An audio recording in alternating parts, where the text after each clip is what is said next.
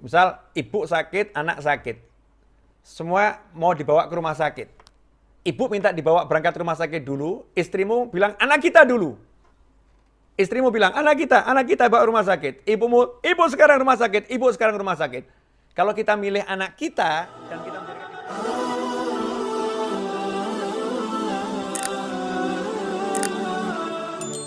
cara bersikap pada orang tua ketika hidup berumah tangga bersama orang tua dalam satu rumah. Dia tinggal satu rumah, ada istri, ada anak, terus ada orang tua. Sikap yang betul bagaimana? Satu hal yang harus digarisbawahi, kemudian ditebalkan, kasih tanda seru yang banyak. Tanda seru yang banyak.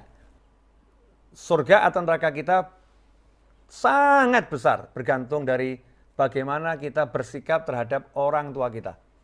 Kalau kita bersikapnya benar, dapat ridha Allah, bersikapnya nggak benar, dapat murkanya Allah Ta'ala. Itu yang pertama. Kalau udah paham seperti itu, maka prioritas yang paling tinggi adalah orang tua. Bukan istri, bukan anak, bukan cucu, bukan cicit. Ya, bukan istri, bukan anak, bukan cucu, bukan cicit. Jadi prioritas paling tinggi adalah orang tua. Termasuk orang tua itu adalah kakek nenek ke atas dan juga ayah dan ibunya istri alias mertua ke atas. Itu orang tua kita. Itu orang tua kita. Top ya, paling tinggi prioritasnya itu ayah dan ibu. Nah, sekarang dalam satu masalah kita berbeda pendapat dengan ibu atau ayah. Gimana cara menyikapinya? Simple. Sebelum lanjut, bagi Anda yang baru bergabung di channel ini, ayo manfaatkan kolom komentar untuk menyambung silaturahmi dengan menulis nama dan asal daerah Anda. Semoga pertemanan ini mengumpulkan kita semua kelak di surganya Allah. Kalau sudah subscribe, yang belum subscribe, segera subscribe. Biar nanti ada pemberitahuan video baru Habib Novel. Dalam satu masalah, kita berbeda pendapat dengan ibu atau ayah. Gimana cara menyikapinya? Simple.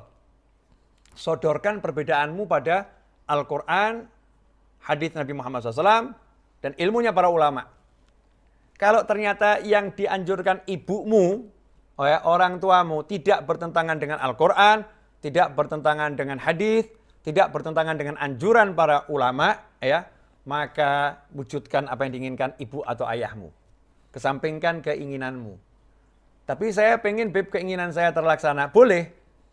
Gimana caranya? Caranya adalah sambil kamu wujudkan keinginan orang tuamu, mulai gunakan semua kekuatanmu dalam berbicara, dalam bersikap, ya, dengan santun, dengan indah, dengan baik.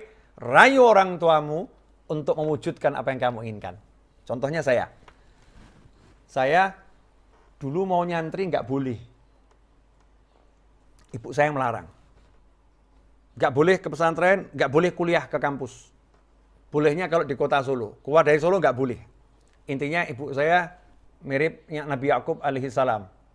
Nggak bisa pisah dari anaknya, cinta gitu. Nah, sementara saya melihat pengennya kuliah di Bandung atau di Surabaya waktu itu, karena jurusan yang saya cari teknik informatika atau ilmu komputer adanya waktu itu yang bagus di ITB atau di ITS di masa itu ya, di ITB atau di ITS. Berarti udah pupus nih, nggak mungkin saya bisa ke Bandung atau ke Surabaya untuk ke ITB atau ke ITS. Saya turutin ibu saya nggak kuliah. Bayangkan ya, di sekolah itu ya nggak jarang dapat juara 1 atau juara 3. Pernah juga juara 20. 20 kan tetap juara ya. EQ di atas rata-rata. Guru-guru saya di sekolah mengatakan, jangan sampai kamu nggak kuliah. Sayang, eman-eman. 1 tahun saya belajar untuk UMPTN saat itu. Tiba-tiba ibu saya ngomong seperti itu. Buat anak itu kan berat. Tapi ya saya pilih ibu saya. Karena di situ surga saya. Kampus nggak jamin saya masuk surga. Tapi kalau menurut ibu saya, jaminan dari Allah pasti masuk surga. Ridhollah fi ridhol walidain. Saya ikutin ibu saya. Tapi saya masih pengen belajar. Akhirnya tiba-tiba muncul ide, saya mau ke pesantren. Nggak lama. Kalau kuliah kan harus lama. Ke pesantren sebentar aja. Maka dalam waktu beberapa bulan, saya rayu ibu saya. Rayu, benar-benar dirayu, berbulan-bulan dirayu, boleh ya ini biar diizinkan ke pesantren. Hanya sebentar saja, 6 bulan pulang, 6 bulan pulang. Harapan saya kalau udah nyantri nanti 6 bulan, nggak disuruh pulang, harapannya. Alhamdulillah diizinkan. Subhanallah, nyantri 6 bulan, ternyata benar-benar disuruh pulang. Ya benar-benar disuruh pulang. Waktu saya mau pulang, teman-teman di pesantren mengatakan, oh kamu kalau pulang nanti kualat sama ustadz ini. Kualat sama abuya. Oh kamu akan kena bencana ini. Baru 6 bulan, sudah mau pulang. Enggak bakal diizinkan nih. Abuya ini paling cinta sama orang cari ilmu. Jadi kalau baru cari ilmu sebentar pulang, tidak mungkin diizinkan. Ini udah kejadian di pondok ini yang mau pulang nggak dapat izin nih. Dan kalau kamu nggak dapat izin, kamu nekat pulang, oh nggak baik itu, nggak berkah itu. Ya, kamu nggak akan dapat barokah. Teman-teman saya di pondok semua ngomong seperti itu. Tapi ibu saya bilang, pulang. Ya saya masuk masjid, sholat sunnah hajat 2 rakaat, minta sama Allah Ta'ala, ya Allah, saya mau ngadep guru saya mau pulang. Hasilnya apa? Subhanallah, guru saya lagi dipijit, ba'dal isya itu. Kemudian ruangan kantornya lampunya dimatikan, gelap, remang-remang saja yang nyala. Pintu kantor dibuka, karena saya minta izin masuk, diizinkan. Terus saya ngomong, ada apa Novel? Dengan berbahasa Arab, terjemahannya seperti ini, ada apa? Saya izin mau pulang besok, dipanggil ibu saya nggak boleh nyantri lagi. Jawaban guru saya, pulanglah, sudah cukup yang kamu pelajari, walakal barokah. Dan kamu mendapatkan keberkahan. Dan kamu mendapatkan keberkahan. Itu semua berkat karena tetap kita jadikan top priority adalah orang tua, ibu atau ayah, prioritas paling utama. Bahkan sebagian ulama mengatakan, kalau kamu mengutamakan anakmu di atas orang tuamu, maka kamu anak yang durhaka. Jadi kalau kita utamakan anak kita ini di atas orang tua kita, kita anak durhaka. Misal ibu sakit, anak sakit. Semua mau dibawa ke rumah sakit. Ibu minta dibawa berangkat ke rumah sakit dulu, istrimu bilang anak kita dulu.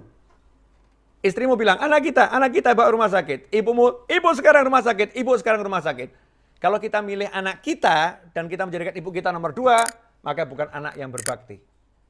Karena mengutamakan anaknya di atas orang tuanya. Seharusnya anak engkau di rumah dulu, ibu manggil saya. Maka berangkat ke rumah sakit, antarkan ibunya, baru dia antarkan orang tuanya. Kalau memang harus seperti itu. Kecuali ya ngomong dulu sama ibunya, Bu, ya saya mau antarkan ibu, tapi ini cucu ibu lagi sakit. Boleh nggak saya antarkan anak dulu ke rumah sakit? Tetap prioritas di hati adalah orang tua. Selanjutnya kalau mau ngantar anak, tanya dulu sama ibunya. Ya, tanya sama ibu kita bagaimana seharusnya. Ini tetap dalam Islam seperti itu, Allah ngajarkan seperti itu. Kalau kita ikutin aturan Allah ini, hasilnya bagus. Buang akal kita, ya hasilnya bagus.